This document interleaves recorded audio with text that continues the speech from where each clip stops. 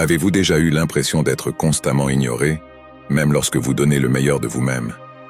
Vous demandez-vous pourquoi certaines personnes attirent facilement l'attention, tandis que d'autres luttent en silence? Aujourd'hui, nous allons découvrir les 9 puissantes stratégies psychologiques basées sur les enseignements stoïciens. Une fois connues et appliquées, ces stratégies peuvent renforcer votre influence et faire de vous une priorité dans n'importe quelle pièce où vous entrez. L'une de ces stratégies est si subtile mais extrêmement puissante que vous pourriez l'avoir utilisée sans même le savoir. À travers le prisme stoïcien, vous comprendrez non seulement mieux la psyché humaine, mais vous apprendrez aussi comment naviguer de manière éthique dans les dynamiques sociales, en privilégiant l'influence et la conscience. Les stratégies que nous allons partager sont souvent sous-estimées en raison de leur simplicité apparente. Elles ne demandent pas de discours complexes pour être intégrées, mais une fois mises en pratique, elles pourraient subtilement transformer votre manière d'interagir et de vous faire remarquer. Un merci spécial aux nouveaux membres, Roméo, Edmond, Villemorin, Brigitte, et à tous ceux qui se sont abonnés et ont laissé un j'aime ou un commentaire sur nos vidéos. Merci encore. Votre présence rend tout cela possible. Maintenant, plongeons dans notre vidéo d'aujourd'hui. Soyez un peu mystérieux. Nous aimons tous un bon mystère, quelque chose qui éveille notre curiosité. En ne révélant pas tout sur vous, vous donnez envie aux gens d'en savoir plus. Il ne s'agit pas de rester distant, mais de choisir avec soin ce que vous partagez et le moment pour le faire. Trouvez le juste milieu. Donnez assez d'informations pour que les autres s'intéressent à vous, mais gardez certains détails pour plus tard afin de les garder curieux. Marc Aurèle disait qu'il ne faut pas toujours suivre la foule, mais plutôt éviter de faire comme tout le monde. À notre époque où tout le monde partage tout et tout le temps, être un peu plus secret peut vous faire sortir du lot. Cela fait que quand vous dites quelque chose, les gens écoutent vraiment et prennent vos paroles au sérieux. Mais attention, il ne s'agit pas de mentir ou de manipuler. Soyez vrai, être mystérieux, c'est juste une question de bien choisir les moments pour partager sur vous-même. Dans une vidéo que nous avons déjà partagée, nous avons parlé en détail de ce point essentiel. Apprenez à utiliser le silence à bon escient. Vous connaissez ces instants pendant une discussion animée ou une négociation tendue où tout le monde parle en même temps, comme si les mots étaient des étincelles dans un feu. Il est facile de vouloir se faire entendre aussi, mais parfois le plus fort n'est pas celui qui parle, mais celui qui sait quand se taire. Contrairement à ce que certains peuvent penser, parler n'est pas toujours signe de puissance. Bien souvent, celui qui influence le plus est celui qui observe en silence et réfléchit avant de parler. L'important n'est pas de faire le plus de bruit, mais de marquer les esprits. Pensez à l'effet d'une pause. En ne parlant pas tout de suite, vous créez un suspense. Les autres se sentent poussés à parler et dévoilent parfois plus qu'ils ne le voudraient. Vous avez alors la possibilité de répondre de manière plus éclairée. Comme le disait Épictète, nous avons 2 oreilles et une bouche, afin d'écouter 2 fois plus que nous ne parlons. En vous retenant de parler, vous prenez le contrôle de la conversation. Cependant, savoir se taire ne signifie pas seulement écouter. Cela signifie aussi reconnaître le bon moment pour intervenir, utiliser le pouvoir de vos mots avec soin et comprendre leur impact. Chaque mot doit être choisi avec intention pour communiquer, mais aussi pour influencer. Après tout, les mots sont plus que de simples sons ou écritures. Ce sont des outils qui peuvent modeler notre réalité. Mais attention, comme tout outil, le pouvoir du silence stratégique demande de la finesse. Si vous l'utilisez trop, vous risquez de paraître distant ou désintéressé. La clé réside dans l'équilibre entre l'écoute active et les moments de silence calculés, veillant à ce que vos interactions restent authentiques. Devenez un conteur persuasif. Vous est-il déjà arrivé de peiner à convaincre avec vos idées? Vous êtes-vous demandé pourquoi certaines pensées restent gravées dans les mémoires, alors que d'autres, pourtant intéressantes, sont vite oubliées? Souvent, tout est une question de présentation. L'art de raconter une histoire, bien avant les technologies, l'éducation moderne et l'écriture, était là pour éveiller autour du feu. Dans les temps anciens aux tendances virales d'aujourd'hui, les histoires ont toujours eu le pouvoir de forger les opinions, de motiver les actions et de transformer les perspectives. Comme l'a dit Épictète, ce ne sont pas les événements qui troublent les hommes, mais l'interprétation qu'ils en font. Tout réside dans la perception. Quand vous enrobez vos idées dans une histoire, vous créez un cadre à travers lequel les autres peuvent comprendre et ressentir votre message. influençant ainsi leur perception et leurs réponses.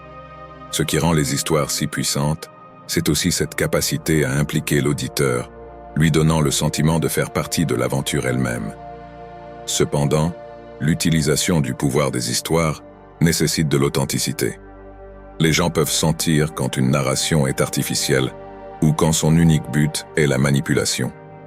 L'objectif est de trouver des connexions authentiques, de vrais parallèles et de véritables émotions. Cette authenticité, associée à l'art de la narration, crée une combinaison imbattable, garantissant que votre voix ne soit pas seulement entendue, mais aussi mémorisée.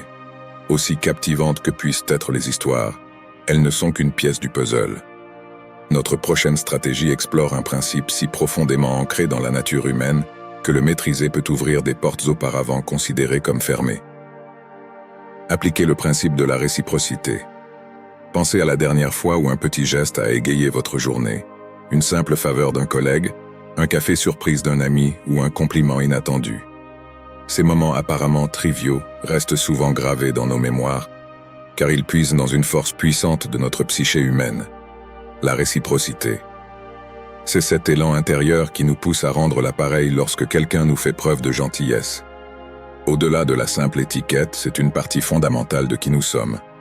Reconnaître et exploiter cette force peut transformer la façon dont les gens vous perçoivent et interagissent avec vous. Comme l'a observé le philosophe Zénon, en enseignant, les hommes apprennent. Cela capture magnifiquement l'essence de la réciprocité. En offrant de la valeur, des idées ou même un simple service sans attendre de retour immédiat, vous semez des graines de bienveillance.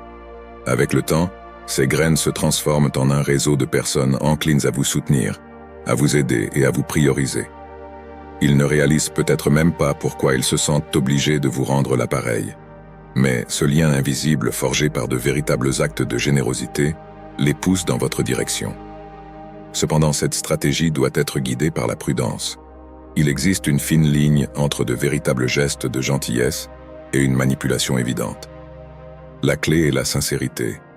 Lorsque vous offrez de l'aide ou partagez des connaissances, faites-le de manière désintéressée, et l'authenticité transparaîtra. Lorsque les gens perçoivent une véritable intention derrière vos actions, les liens de réciprocité se renforcent. À l'inverse, s'ils détectent des arrière-pensées, la confiance s'effrite et la connexion se dissipe. Alors que vous réfléchissez à ce principe, préparez-vous à une profonde introspection. Notre prochaine stratégie vous invite à regarder vers l'intérieur, vers un endroit souvent négligé mais extrêmement puissant. 5. Priorisez votre personne. Avez-vous déjà remarqué comment certaines personnes imposent le respect dans une pièce sans dire un mot? Leur simple présence exigeant du respect, cette aura, ce magnétisme, ne provient pas de facteurs externes, mais de l'intérieur, d'une croyance intrinsèque en sa propre valeur. Le socle du pouvoir influent ne réside pas dans la recherche de validation extérieure, mais dans l'acte indéniable de se prioriser. C'est un concept aussi vieux que le temps, mais dans notre quête incessante de reconnaissance extérieure, il est souvent estompé.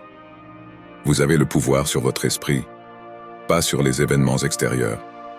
Comprenez cela, et vous trouverez la force, a dit Marc Aurèle. Ces mots sont un appel clair à regarder vers l'intérieur. En reconnaissant et en nourrissant notre estime de soi, nous projetons involontairement une aura de confiance en soi. Il ne s'agit pas d'arrogance ou d'un ego surdimensionné, mais d'une véritable appréciation de soi. Reconnaître sa valeur, ses forces et son potentiel, en chérissant et en vous priorisant, le monde commence inconsciemment à refléter ce sentiment. En investissant du temps et de l'énergie en vous-même, que ce soit par l'apprentissage, les soins personnels ou l'établissement de limites, vous signalez à l'univers votre valeur. Cela remodèle les perceptions, amenant ceux qui vous entourent à vous valoriser davantage et à vous prioriser. Bien que la priorisation de soi soit un pilier essentiel de l'influence, elle n'est qu'une partie du vaste ensemble de stratégies psychologiques. Alors que nous approchons de la prochaine stratégie, attendez-vous à une technique qui promet de maîtriser les marées émotionnelles, transformant potentiellement les adversaires en alliés. 6. Écoutez véritablement les gens. Avec tant de voix cherchant à capter l'attention, une force tranquille émerge pour ceux qui prennent un moment pour vraiment écouter. Chaque individu aspire à être entendu, à être compris. En accordant à quelqu'un le don de votre attention ininterrompue, Vous gagnez non seulement des informations sur leurs pensées et leurs désirs, mais vous vous positionnez également comme un phare de confiance et de respect. Alors que beaucoup hochent la tête et attendent leur tour pour parler, un auditeur habile absorbe, traite et répond, faisant sentir à la personne qui parle qu'elle est valorisée.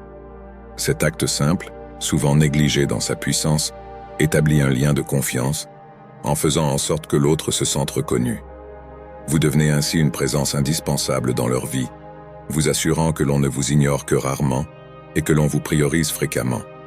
Cependant, l'art de l'écoute n'est pas simplement le silence, c'est un processus intentionnel de compréhension, plongeant dans la profondeur des paroles de l'autre pour discerner les émotions et les intentions cachées en dessous. Il s'agit d'être présent à la fois mentalement et émotionnellement. En maîtrisant cet art, vous devenez non seulement un réceptacle de connaissances et de secrets, mais vous possédez aussi la capacité d'influencer des décisions, de façonner des perceptions et de guider des résultats. Tout cela parce que vous avez pris un moment pour écouter sincèrement. 7. Créer un sentiment de rareté. Il existe depuis la nuit des temps une fascination pour ce qui est rare, insaisissable et momentanément hors de portée, tout comme une pierre précieuse, plus valorisée qu'une pierre commune. Les personnes sont souvent évaluées par leur rareté perçue. Il ne s'agit pas de jouer à des jeux ou d'être trompeur, mais de comprendre l'attraction de la nature humaine envers l'inhabituel. Imaginez-vous à une réunion où tout le monde est accessible, désireux de partager des histoires et d'être le centre d'attention. Puis, il y a quelqu'un qui fait une brève apparition, interagit de manière significative mais ne s'attarde pas. Qui, pensez-vous, reste une pensée persistante dans l'esprit des gens? Souvent, c'est le second. En n'étant pas toujours disponible, vous créez un sentiment d'importance autour de votre présence. Chaque interaction devient un échange valorisé, une rencontre mémorable parce qu'elle n'arrive pas trop fréquemment. Marc Aurèle a un jour médité. Très peu est nécessaire pour rendre une vie heureuse. Tout est en vous, dans votre manière de penser. Cela incarne l'essence de la rareté. Il ne s'agit pas de priver les autres de votre présence, mais de valoriser votre propre temps, de fixer des limites et de comprendre que chaque moment que vous vous donnez aux autres devrait être impactant. Lorsque les gens reconnaissent que votre temps est précieux, ils sont plus susceptibles de le prioriser et de le respecter. Il est essentiel de trouver un équilibre. Cependant, disparaître complètement peut être contre-productif, et trop s'exposer peut réduire votre valeur perçue. La clé réside dans le fait d'être présent quand cela compte, de rendre ces moments importants, puis de se retirer pour se concentrer sur soi, cet objectif est son bien-être. Soyez prêt à vous éloigner. Il existe une force subtile dans la capacité de s'éloigner, de se détacher lorsque la situation l'exige. Ce n'est pas un acte de lâcheté ou d'indifférence, c'est un témoignage de la valeur de soi et de la reconnaissance de sa propre valeur. Lorsque vous êtes confiant dans votre valeur, quitter la table devient un choix, pas une réaction. Beaucoup associent l'attachement à l'attention ou à l'engagement, mais cela peut facilement devenir une chaîne. En étant toujours disponible, toujours prêt à se plier en arrière, toujours dire oui, la valeur que vous apportez diminue. Les autres commencent à attendre plutôt qu'à apprécier votre présence et vos contributions, et c'est alors que la balance bascule et qu'un déséquilibre prend racine. Il ne s'agit pas de jouer à être difficile à obtenir, mais d'être difficile à oublier. Sénèque a dit « Ce n'est pas l'homme qui a trop peu, mais l'homme qui désire plus qui est pauvre. » Être prêt à s'éloigner, c'est embrasser l'essence de cette sagesse. C'est reconnaître qu'il y a de la richesse dans le respect de soi et du pouvoir dans l'autonomie. Lorsque les gens sentent que vous n'êtes pas lié par le désespoir ou le besoin, ils commencent à vous percevoir différemment. Ils commencent à reconnaître que d'avoir votre temps, votre compétence ou même votre compagnie est un privilège, pas un droit. En maîtrisant cette stratégie, vous signalez au monde que votre présence est un cadeau qui peut être repris à tout moment. Paradoxalement, en montrant que vous pouvez vous éloigner, beaucoup voudront que vous restiez encore plus. Ils verront la rareté d'une telle force, et à une époque où s'accrocher est commun, votre détachement devient votre couronne. Utiliser les stratégies discutées offre une gamme d'avantages, et appliquées correctement, elles peuvent élever votre influence, renforcer les relations, et vous positionner sous un jour où les gens non seulement vous priorisent, mais apprécient aussi sincèrement votre compagnie. Cependant, un mot de prudence, en tant que stoïcien, ces tactiques devraient servir d'outils d'influence lorsque nécessaire et non de mécanismes de manipulation, ou simplement pour attirer l'attention. L'authenticité et l'intégrité sont primordiales. Utiliser ces stratégies sans elles serait non seulement éthiquement discutable, mais aussi contre-productif à long terme. Si vous avez trouvé de la valeur dans ce contenu et souhaitez en voir plus, veuillez cliquer sur le bouton j'aime et vous abonner à notre chaîne. Quelle stratégie résonne le plus en vous? Laquelle êtes-vous impatient d'essayer en premier? Faites-nous savoir dans les commentaires. Préparez-vous également pour notre prochaine vidéo qui ne sera pas seulement un révélateur, mais un éveil de l'âme. Enfin, pour plus d'aperçus stoïciens et de leçons précieuses, veuillez regarder l'une des vidéos qui apparaissent à l'écran maintenant.